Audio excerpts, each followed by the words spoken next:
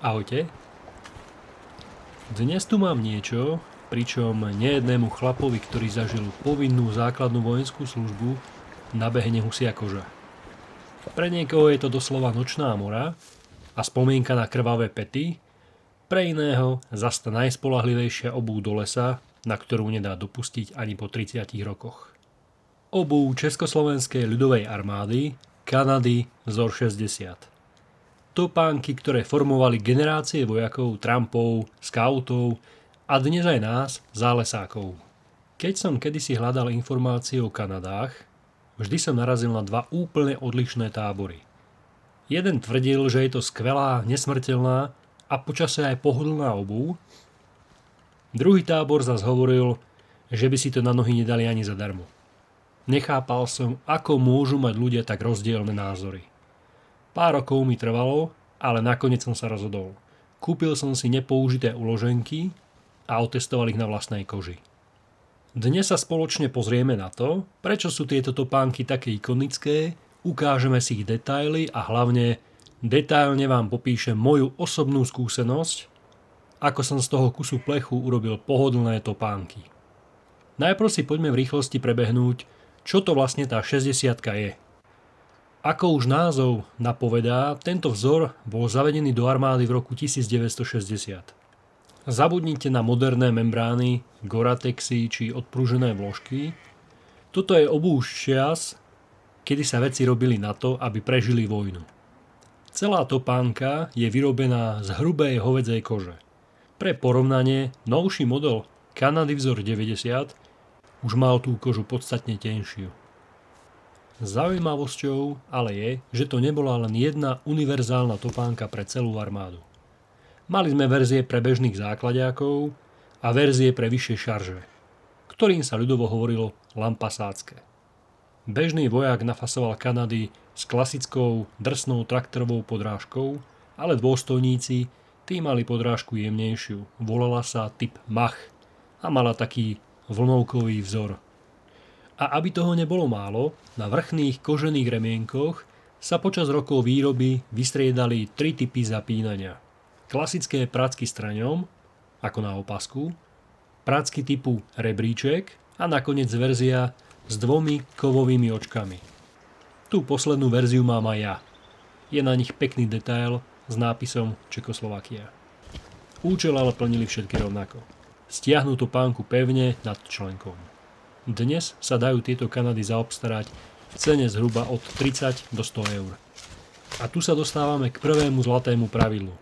Kanady sa nikdy nekupujú presne na nohu. Ja osobne mám napríklad veľkosť 29/280, čo je podľa starého číslovania dĺžka chodidla v milimetroch.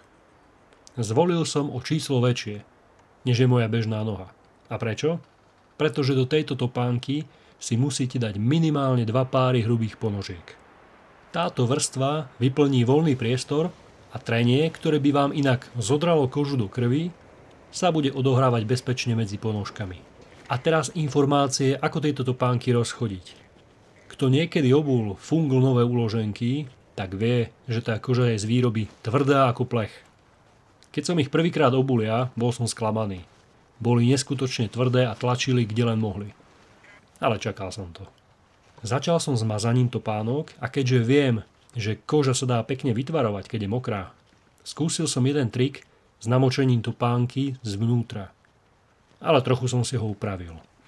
Na nohu som si navliekol prvú hrubú ponožku, potom som si celú nohu zabalil do mikrotenového sáčku a až na to som nasadil druhú hrubú ponožku, ktorú som vlastne namočil do vody. Niekto používa aj lieh. Ten rýchlejšie vyschne. Takto som mal nohu pekne v suchu, ale vo vnútri topánky bola mokrá ponožka, ktorá pomáhala kožu tvarovať. Išiel som sa v tom prejsť v okolí domu a na druhý deň som sa vybral asi na 4-kilometrový pochod do lesa. Úprimne, keď som sa vrátil domov, mal som otlak a nechýbalo veľa, aby bol krvavý. Bolo to pre mňa isté sklamanie. No nevzdal som sa a pustil som sa do ďalšieho mazania. Topánku som jemne nahrial fénom, aby sa póry v koži otvorili. Pozor, nikdy ich nedávajte priamo k horúcemu ohňu, inak koža popraská. Následne som použil olej na kožu, včelí vosk a nakoniec vojenské leštidlo. Vmasíroval som to dnu. Koža krásne zmekla, ale komfort znútra stále chýbal. Takže som mazal ďalej. Druhá vychádzka do lesa už bola v poriadku. Žiaden odtlak sa neobjavil, ale stále to nebolo ono. Nakoniec som svoje Kanady premazal snáď asi 15 krát. Až tretíkrát vonku prišlo prekvapenie. Zrazu som sa v nich cítil relatívne pohodlne. Koža sa poddala, topánka zmekla a presne vytvarovala anomálie mojej nohy. Vtedy som konečne pochopil ten tábor ľudí, ktorí chvália a hovoria, že sa musia proste len rozchodiť. Možno sa teraz pýtate, prečo by som toto všetko v dnešnej dobe vlastne podstupoval a nekúpil si radšej moderné vybramy s membránou. Pretože moderné topánky sú síce pohodlné hneď po vybalení, ale vydržia vám 5, možno 6 rokov. Potom sa vám odlepí podrážka, membrána popraská a začne vám do nich tiecť.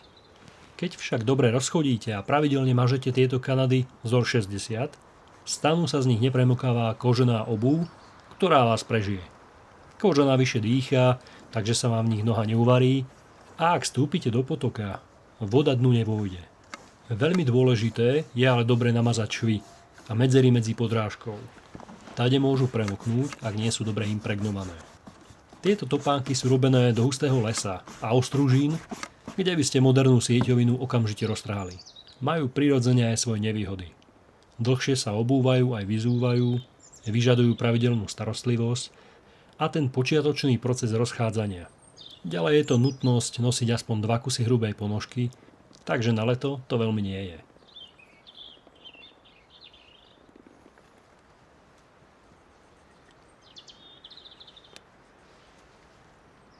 Jeden rýchly tip odo mňa, na koncoch šnúrok z oboch strán si urobte hrčky.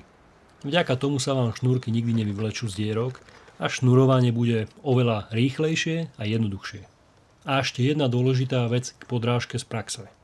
Keď udrú mrazy, táto guma stvrdne. Na ľade sa v nich potom šmíka, takže v zime si musíte dávať veľký pozor, kam stúpate. Napriek tomu ich ale zvykne nosiť aj ako zimnú obuv. Pretože do hlbokého snehu sú vďaka svojej výške skvelé. Na jesenné pochody lesom sú však úplne ideálne.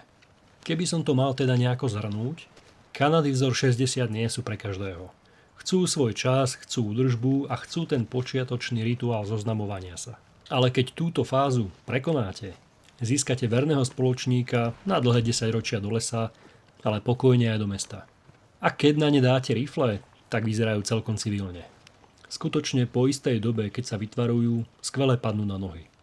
Dnes ich nosím s obrovskou radosťou, aj keď možno nie sú tak pohodlné ako moderná Gore-Texová obuv, sú dostatočne pohodlné na nosenie a hlavne absolútne spoľahlivé.